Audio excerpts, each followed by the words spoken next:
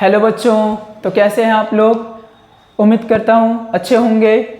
और हम लोगों ने पिछले क्लास में पिछला वीडियो में एक्सरसाइज जो क्वाड्रेटिक इक्वेशन हमारा चल रहा है उसका एक्सरसाइज 1.5 में क्वेश्चन नंबर 7 तक ख़त्म कर लिया था। तो अब हम लोग आगे बढ़ेंगे क्वेश्चन नंबर 8 की तरफ। तो देख लो, अगर आपको क्वेश्चन नंबर 8 आता है तो आप स्किप करके क्वेश्चन नंबर 9 की तरफ चले जाओ, क्योंकि ये वाला सम्स अगर आपको आता है तो फिर यहाँ पर टाइम वेस्ट करने के कोई भी फ़ायदा नहीं होने वाला है। तो हम लोग शुरू करने वाले हैं क्वेश्चन नंबर 8, है ना। चलो, सवाल क्या है। तो सवाल में जो है वो बोला जा रहा है कि 5x² + 2x + 3 = 0। तो ये एक द्विघात समीकरण है और इस द्विघात समीकरण के दो मूल्य दिए हुए हैं, दो रूट्स दिए हुए हैं, अल्फा और बीटा। क्या दिया हुआ है? अल्फा और बीटा। ये जो अल्फा और बीटा है, तो ये दोनों अल्फा और बीटा दिए हुए मूल। अब आगे बोल रहा है कि अगर ये मूल अल्फा और बीटा हो तो α² + β² का वैल्यू, α³ + β³ का वैल्यू, 1/α + 1/β का वैल्यू, α² + β² का वैल्यू निकालो। तो ये सारे वैल्यूज हम लोगों को निकालने के लिए कहा जा रहा है। शुरू करते हैं भाई। चलो, तो फर्स्ट हम लोग बात कर लेते हैं, है ना। नंबर वन पर अगर हम लोग बात करें तो नंबर 1 क्या है? नंबर 1 जो है α² + β² है। तो α² + β² मतलब क्या होता है भाई? तो α² अगर और इसको अगर हम लोग लिखें तो ये कुछ ऐसा दिखेगा, है ना। ये कैसा दिखेगा भाई, बताओ तो जल्दी से। ये कुछ ऐसा दिखेगा, α + β का होल स्क्वायर, है ना, -α 2α β। ठीक है, α + β का होल स्क्वायर -2α × β। अब देखो, अल्फा प्लस बीटा क्या है? मूलों का योगफल है। हम लोगों ने पिछले क्लास में पढ़ा था मूलों का योगफल। तो ये मूलों का योगफल है। मूलों का योगफल कैसे निकालते हैं? -b/a।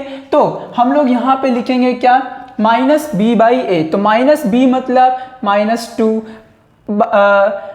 और a मतलब 5, इसका होल स्क्वायर। अब क्या हो जाएगा?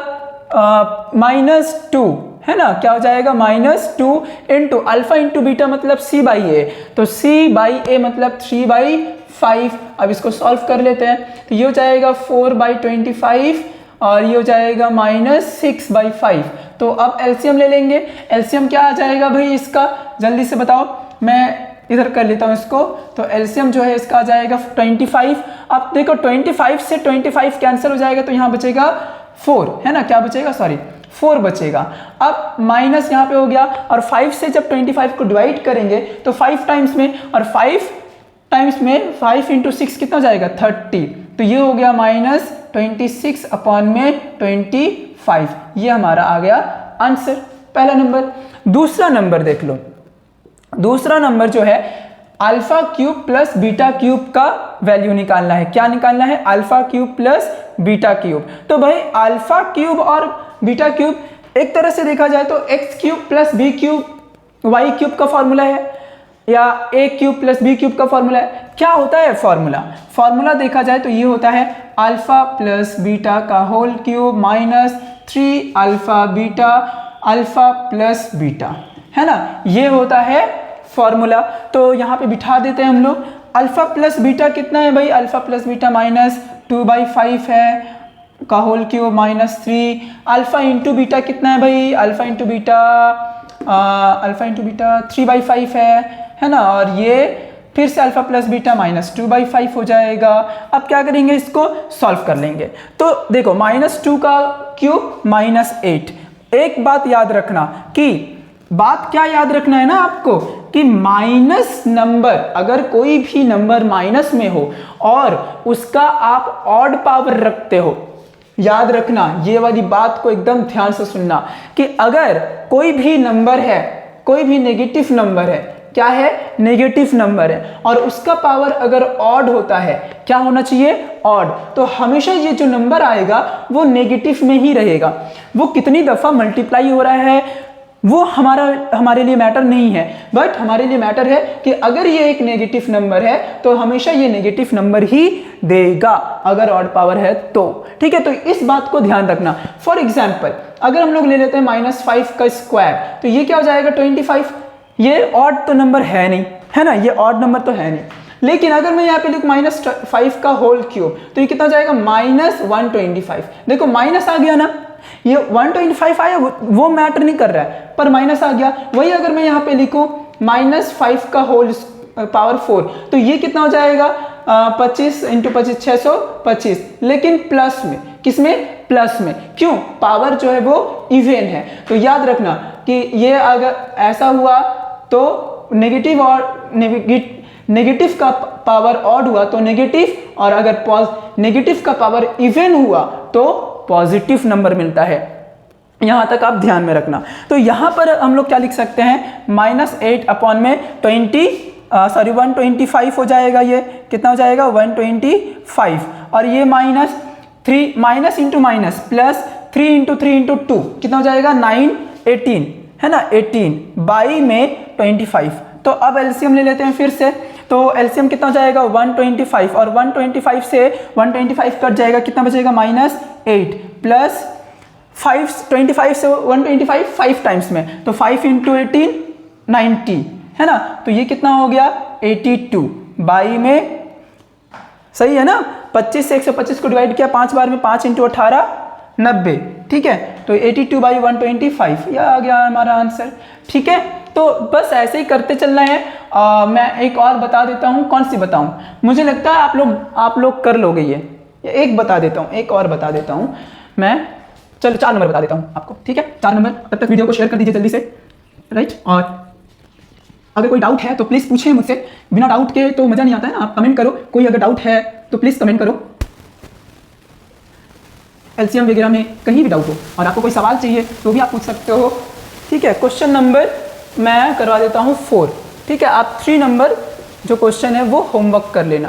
क्वेश्चन नंबर 4 क्या है भाई, क्वेश्चन नंबर 4 है α² by beta plus β² by alpha. LCM ले लेते हैं, अल्फा इंटू बीटा, एलसीएम आ गया, है ना, LCM alpha into beta, beta से बीटा कट गया, अल्फा बचा, alpha into α² alpha cube, plus alpha से अल्फा कट गया, beta, beta into β² beta cube. अब देखो alpha cube plus beta cube, फिर से वही फॉर्मूला लगेगा, क्या लगेगा, अल्फा प्लस बीटा का whole cube -3 alpha beta alpha plus beta by alpha into beta. अब इसका वैल्यू बिठा देते हैं, क्या हो जाएगा, अल्फा प्लस बीटा -2/a, मतलब -2/5 का whole cube, -3 alpha into beta 3/5, और ये -2/5 बाई -3/5 इंटू, है ना, 3/5। तो देखो -2 का होल क्यूब क्या होगा, -8, है ना, और 5 का whole cube 125, minus minus plus, ये 18 बाई में 25 बाई 3 बाई में 5। देखो ये कितना आने वाला है, 82 बाई में 125। अभी आप लोगों ने किया था, अभी किया था बाई इंटू 5/3, तो ये कितना हो जाएगा, 5 से ये 25 बार में, है ना, 25 बार में, तो अल्टीमेटली हो जाएगा 82 बाई में 125 आंसर, यही आंसर आ रहा है, ठीक है। देख लो 82 इंटू 1, 82, 25 इंटू 3, 125, तो आ गया आंसर। अब हम लोग क्या कर लेंगे, क्वेश्चन नंबर 9 की तरफ बढ़ते हैं। चलो बच्चों, क्वेश्चन नंबर जो 8 था उसमें मैंने थोड़ा सा एक मिस्टेक कर दिया क्वेश्चन लिखने में। वहाँ पे इक्वेशन में जो 3 था वो +3 नहीं था, वो -3 था। तो उस हिसाब से कैलकुलेशन भी जहाँ जहाँ माइनस था, मतलब जहाँ जहाँ प्लस आया वहाँ वहाँ माइनस होगा, ठीक है। तो आप लोग कर लेना, वो प्रोसेस वही है, ठीक है, प्रोसेस वही है। बस अभी मैंने देखा कि वो माइनस था, आंसर आ रहा था कुछ अलग, तो मैंने देखा, फिर मैंने सोचा एक बार बता देते हैं। ठीक है, चलो तो एक बार हम लोग 9 नंबर क्वेश्चन देख लेते हैं। 9 नंबर क्वेश्चन क्या है, ये एक समीकरण दिया हुआ है, आप लोग देख ही पा रहे हो, पूरा का पूरा एक द्विघात समीकरण दिया हुआ है। ये पूरा का पूरा ही एक द्विघात समीकरण है। समीकरण का एक मूल दूसरे का 2 गुना हो तो दिखाएं कि 2b² बराबर 9ac। इसमें एक जो मूल है दूसरे का 2 गुना है। हमको तो पता ही नहीं है कि मूल क्या माने, कुछ भी मान सकते हैं, लेकिन वो नहीं मान सकते जो टर्म्स इसमें लिखे हुए हैं। तो हमको मूल तो ऑलरेडी हम लोगों को बता दिया गया है कि इसके लिए हम लोग मूल अल्फा और बीटा पकड़ेंगे, तो अल्फा और बीटा ही पकड़ लेते हैं भाई। तो पहला मूल अगर हम लोग ले लेते हैं, पहला जो मूल है वो अगर हम लोग मान लेते हैं, है ना, सॉल्यूशन कर देते हैं, तो माना पहला जो मूल है, पहला मूल है ना, वो क्या मान लेते हैं हम लोग, पहला मूल अल्फा मान लेते हैं। क्या मान लेते हैं, अल्फा। तो अगर पहला मूल अल्फा होगा तो दूसरा मूल कितना होगा, देयरफॉर ये क्या है, माना, है ना, ये क्या है, माना। तो दूसरा जो मूल है ना, जो दूसरा मूल है भाई वो कितना हो जाएगा,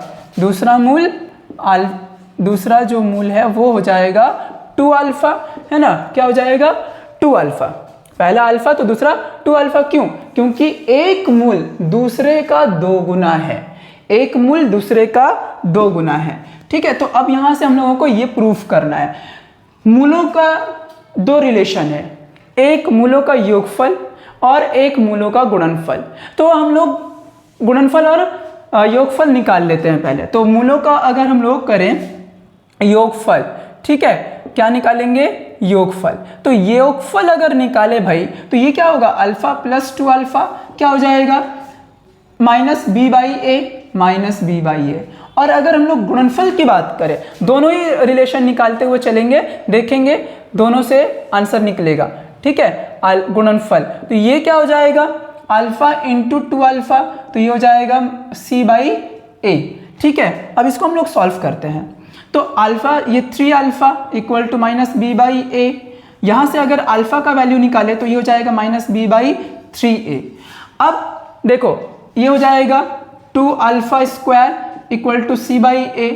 यहां से अगर अल्फा का वैल्यू निकाले तो ये हो जाएगा √c/2a। दोनों जगह अल्फा का वैल्यू मिल गया हम लोगों को। अब क्या करते हैं, दोनों से कंपेयर कर देते हैं। दोनों का लेफ्ट हैंड साइड क्या है, बराबर है, तो लिखेंगे दोनों मूलों का तुलना करने पर, दोनों मूलों को तुलना करने पर, है ना, तुलना करने पर, तो दोनों का लेफ्ट हैंड साइड बराबर है, तो दोनों का राइट हैंड साइड भी क्या होना चाहिए, बराबर होना चाहिए। तो ये क्या हो जाएगा, -b/3a, है ना, -b/3a is equal to √c/2a। ठीक है, ओके। अब हम लोग क्या करते हैं, इस स्क्वायर रूट को, ये जो स्क्वायर रूट है इसको अगर इधर भेज दे, ये स्क्वायर रूट को अगर इधर भेज दे तो ये क्या हो जाएगा, -b, है ना, -b/3a, राइट, इसका whole square is equal to c/2a। तो देखो ये पूरा का पूरा टर्म स्क्वायर में आया, तो क्या आएगा, मैं इसको मिटा रहा हूं, ऊपर वाला टर्म, अरे ऊपर वाला जो टर्म है मैं उसको मिटा रहा हूं, लिखा हुआ, आप लोग देख लेना, इसको पॉज करके नोट कर लेना। ठीक है, तो मैंने क्या किया, इसको ये वाला जो है यहाँ पे लिख दूं, तो ये क्या हो जाएगा, b² बाई में 9a² होगा कि नहीं होगा, होगा ना, b का स्क्वायर -b², 3 का स्क्वायर 9, a का square a² is equal to c/2a। a से एक कैंसिल हो गया, a से एक कैंसिल हो गया। अब कुछ होने वाला है नहीं, तो क्रॉस मल्टीप्लाई कर देते हैं, तो ये क्या हो जाएगा, 2b², है ना, 2b² is equal to 9ac। तो हमारा ये प्रूफ हो गया कि 2b² जो है वो 9ac के इक्वल है, प्रूफ्ड। चलो अब हम लोग आगे की ओर बढ़ते हैं, सवाल करेंगे, अगला सवाल। ठीक है, चलो अब हम लोग देख लेते हैं क्वेश्चन नंबर 11।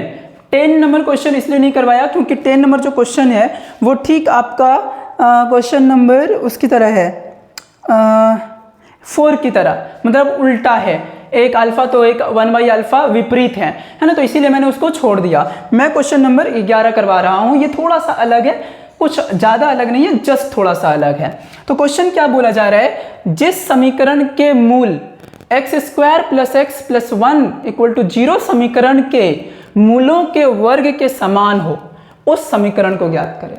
मतलब ये जो समीकरण दिया हुआ है इसके जो मूल होंगे और हम लोग जो समीकरण निकालेंगे उसके जो मूल हैं वो स्क्वायर है इस समीकरण के मूल के साथ बराबर है।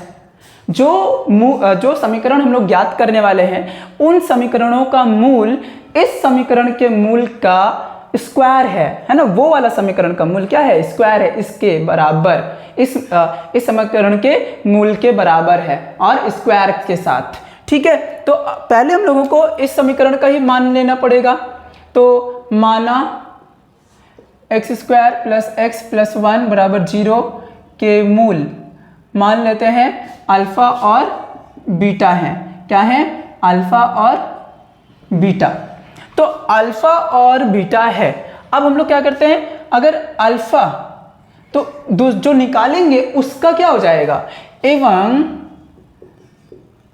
जिस समीकरण को ज्ञात करना है उसका मूल क्या हो जाएगा भाई, उसका जो मूल है वो हो जाएगा α² एंड β²। यही बोला था ना भाई कि ये अगर अल्फा और बीटा है, इसके मूल अल्फा और बीटा है, तो जो निकालना है समीकरण उसका मूल क्या होगा, α² और β²। तो ये निकल गया हमारा। अब देखो अगर हम लोग सिंस α² + β² करें, अच्छा उससे पहले हम लोग इसके रिलेशंस निकाल लेते हैं, है ना।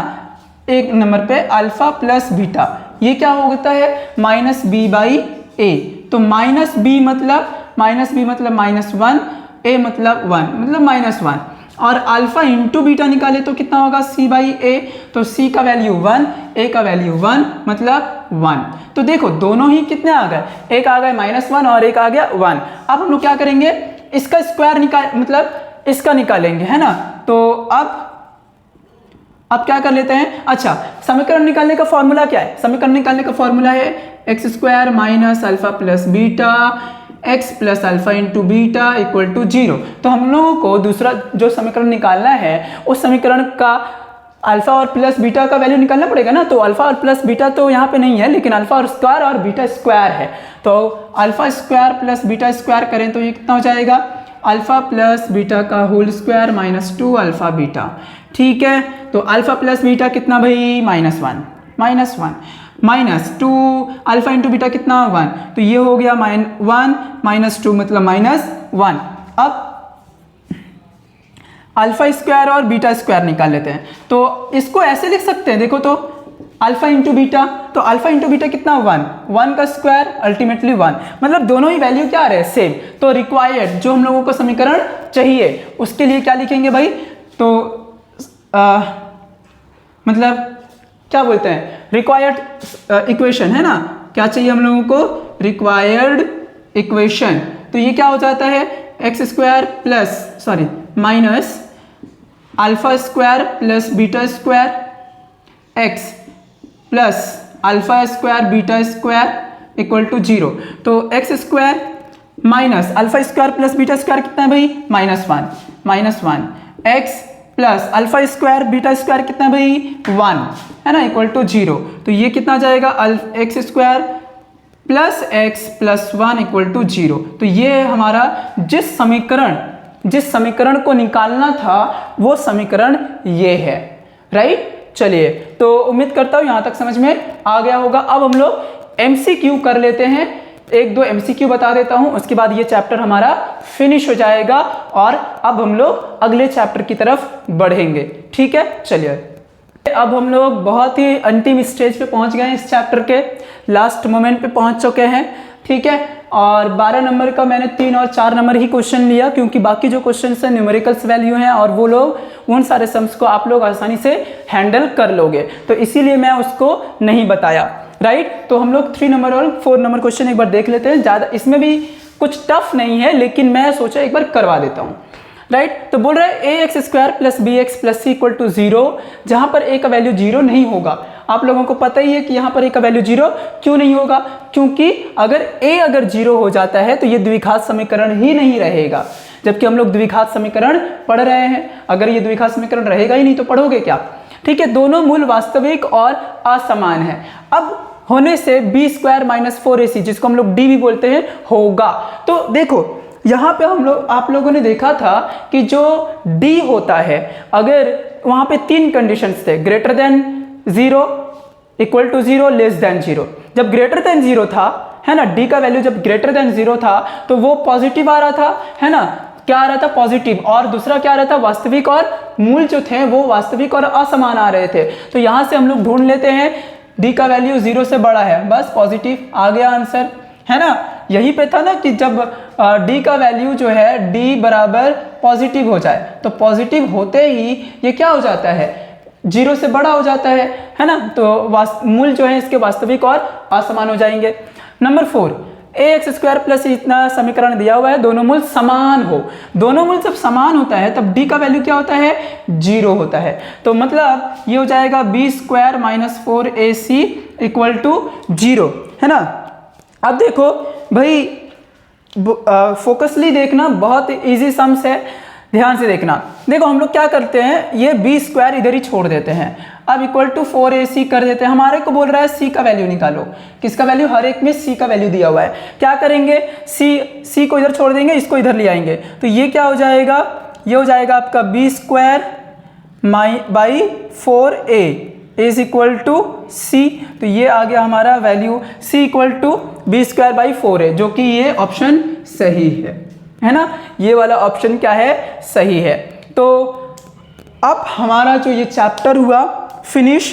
जो लास्ट क्वेश्चन बचा हुआ है 13 नंबर या 14 नंबर है, 13 नंबर, उसमें सारे के सारे क्वेश्चंस जितने मैंने करवाए हैं उन सब के बेसिस पे किया हुआ है, उन सब के बेसिस पे ही सवाल किया हुआ है। आप लोग वो सारे सम्स कोशिश करो, ट्राई करो, अगर होता है देन ओके, और नहीं होता है तो आप लोग कमेंट करो, मैं फिर से एक वीडियो डाल दूंगा सारे डाउट बोलकर, ठीक है। उसमें सारे जितने क्वेश्चंस आपके बचे हुए हैं सब मैं करवा दूंगा, लेकिन वो आपको कमेंट में पूछना पड़ेगा कि कौन सा सवाल आपको करना है।